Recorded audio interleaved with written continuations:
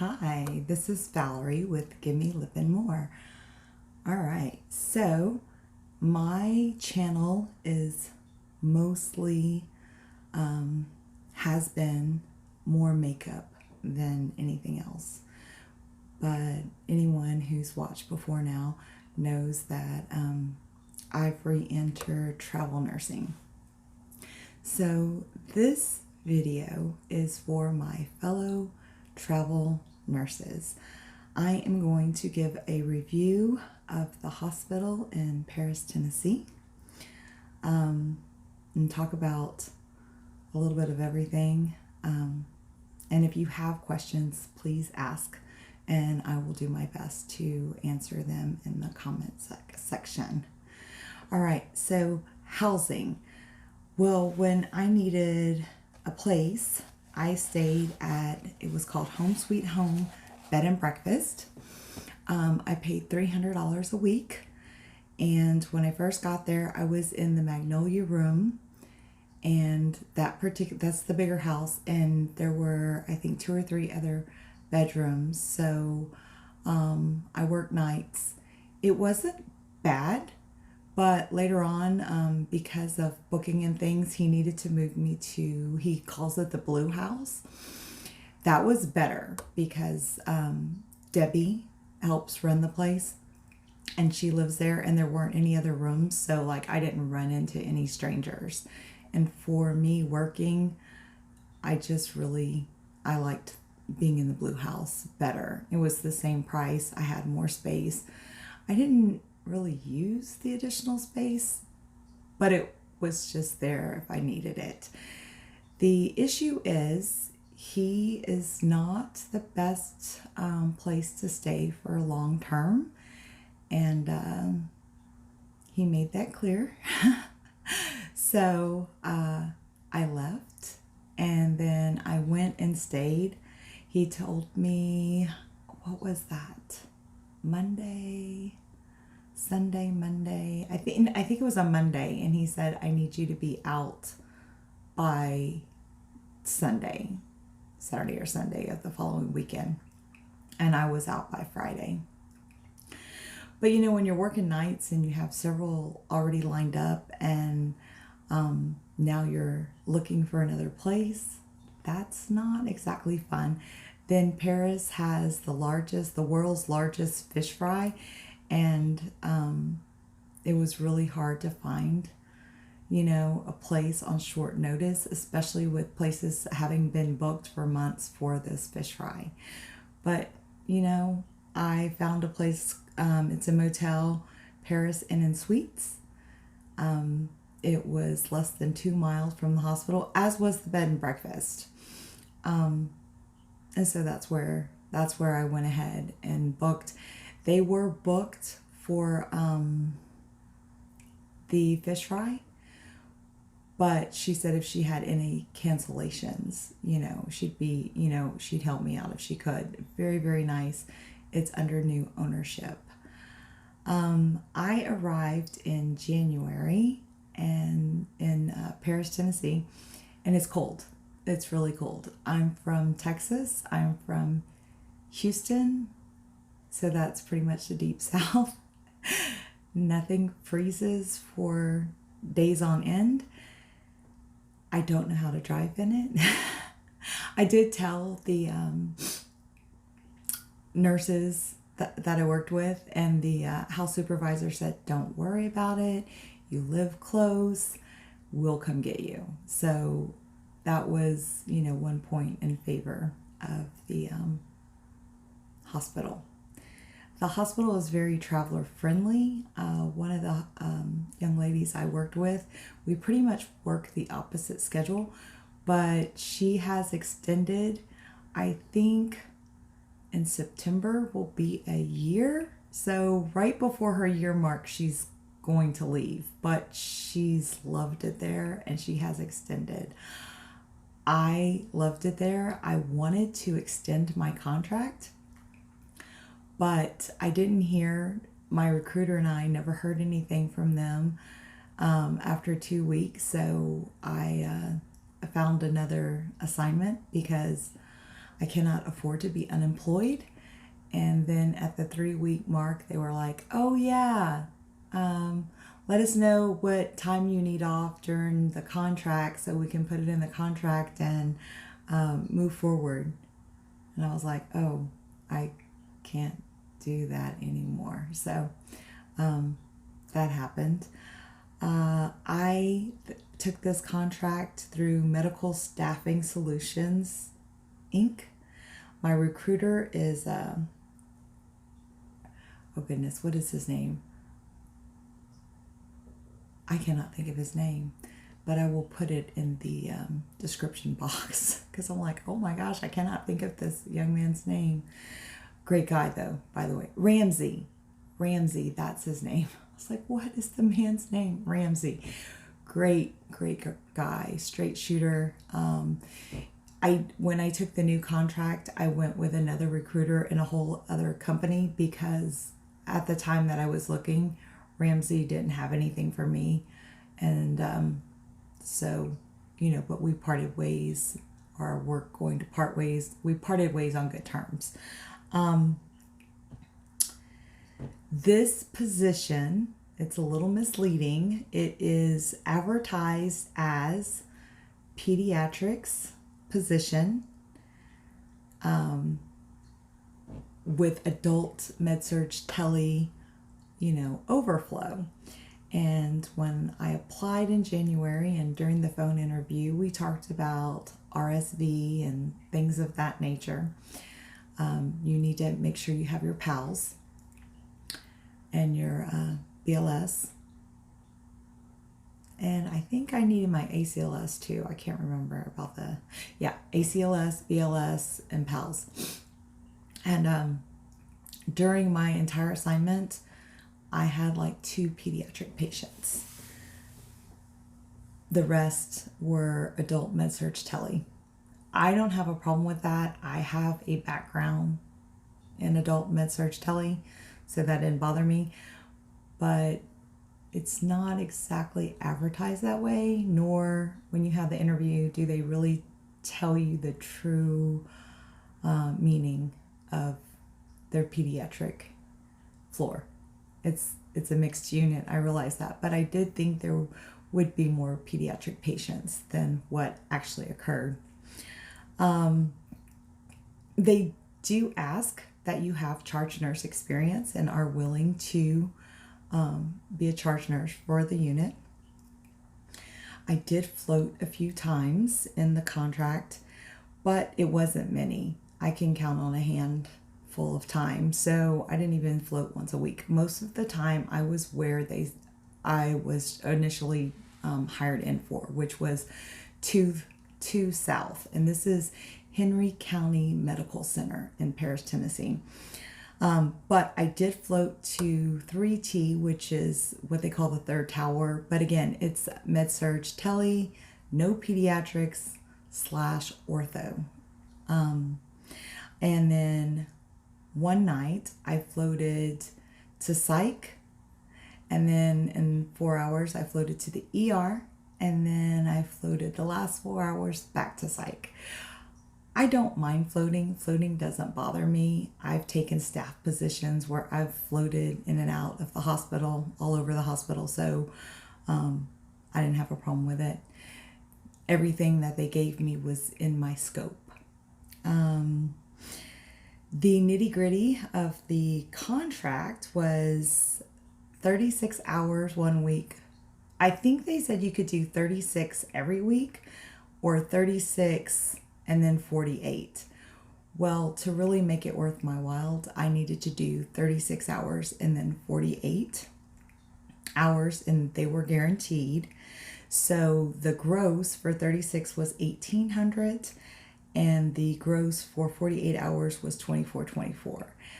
There was a couple of times I was able to pick up 60 hours, and I did net 29 for the week, which is awesome. I mean, I can't make that as staff, so that made it worthwhile. And when I'm traveling, I leave my family at home. I don't have any pets. I don't have any family with me. And and I'm there to work. I'm there to work. I want to work. I want to pay off my debt. I want to work. So it's working 60. I don't want to work 60 hours every week, but when it becomes available, I will definitely take that opportunity. The other travel nurse that I had mentioned, I won't say her name. She's great though. She travels with her family and she took company housing, but she had the same deal that I had. We were on the same floor, just worked opposite shifts. We rarely worked together. So she worked 36 one week and then 48 the next. Then I did meet a gentleman who recently got there. He travel nurse.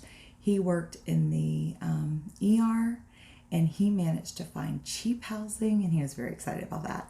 And he managed to find cheap housing. I don't know the particulars of his contract. I didn't ask. I did also meet another travel nurse that was working on Third Tower, and she actually drove from home. It was more than an hour's drive each way, I believe she said. So there were a lot of different, everybody I talked to had a different housing option. It is very travel friendly. I really absolutely loved working there and had planned on extending. You know, the only reason I did not extend is because initially is because the it just didn't work out.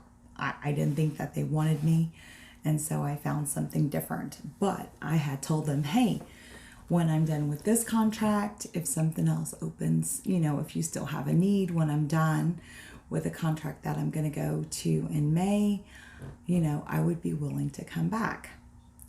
So here's the rest of the story. My contract was canceled. I can't remember the word that Ramsey used right now, but it was canceled. So I went to work on time every shift. I did what was asked of me. But one particular night, I had a patient and I had some questions. I won't go into all of the nitty-gritty details right here, but basically I did not feel comfortable taking care of that patient. I have experience taking care of that patient population, but that patient population, every hospital handles it differently. And I asked to see the policies and procedures or the protocol, you know, how they were arriving at these things, because the charge nurse said, well, it's protocol. Okay, that might be that facility's protocol, but that was not the protocol that I was familiar with. So I wanted to see it. I asked if I could see it on paper or was it online? Where could I look at it? And no one made the information available, you know, so I let them know I was uncomfortable. She called the house supervisor because she was upset. The house supervisor, you know, went ahead and intervened. But the next morning, I get a call from my recruiter saying that the contract has been terminated. And he was like, what happened? So I knew that the charge nurse was upset. I don't believe she's been an RN for a year yet. I could be wrong on that. She's not a new nurse. She does have nurse experience, and she's very knowledgeable, and she knows the protocols and procedures. But as we all know, if you have to go to court in a court of law, I cannot say the charge nurse said do it. if something happens and goes wrong. They're gonna want to know, what would a nurse do in this situation? What is it? A prudent nurse do in this situation? And a prudent nurse would make sure that she read the information for herself. So that part was, it's a little disappointing. I was never asked about it. Again, I got a call from my recruiter, said the contract was terminated. So I worked nights, I got some sleep, I got in my car, I came home, cut my losses. I had another 3 weeks left on my contract. So again, that part was disappointing. I think it could have been handled differently, but I'm assuming everyone whose contract is canceled probably feels that way. Am I mad? No, I'm not. I made money while I was there. I've paid off a significant amount of debt, and I've come home early. And next. Again, if you have any questions, you're more than welcome to ask me in the comment section. I will do my best to answer. And I will try to provide other ways to contact me if it's something that I don't think that I would want public. I am not here to cause harm or slander anyone.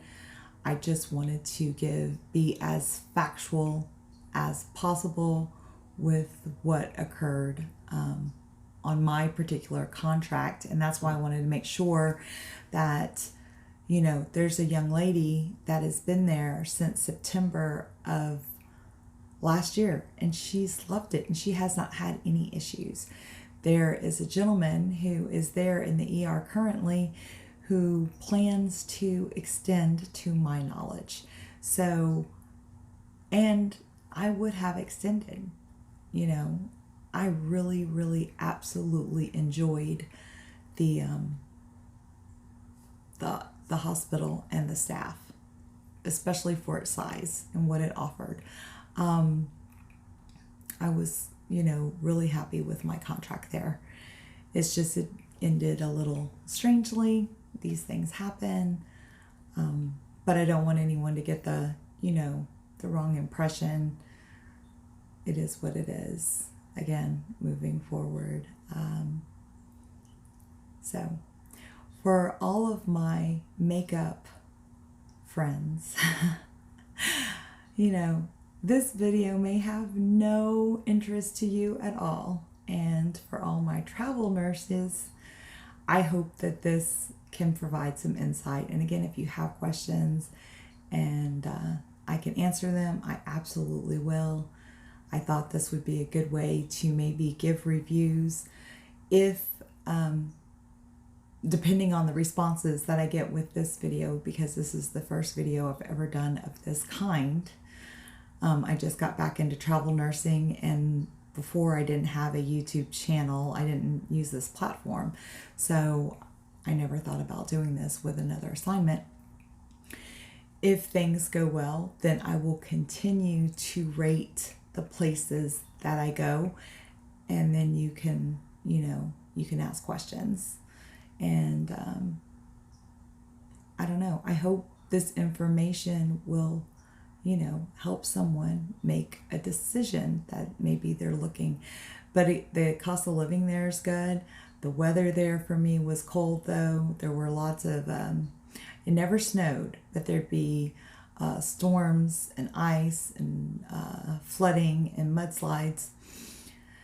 So there were those things. Of course, I arrived in January. I'm trying not to forget anything. I have a list in front of me, but sometimes I'm like a squirrel and get off track. So again, thanks for joining me. If you're non-medical or non-traveler and have no interest in this, I understand. But for all the travelers that did take time out of their day and have watched this, it would be great to get feedback of things that you want to know, because again, this is something I can do. I can provide information. You know, if I would have been thinking, and I wasn't when I initially got there, you know, it might be nice to have like an initial impression and other things of that nature, and then a final review after the contract is over. But I wasn't thinking that far ahead. And I didn't even know if this would be a video that I would ever do. So again, if you have suggestions or questions or things that you want to know and I can answer it, absolutely, I absolutely will do my best to help you know a little more about Parrish, Tennessee and Henry County Medical Center. All right, well, thanks for joining me. Hope to see you all soon. Bye.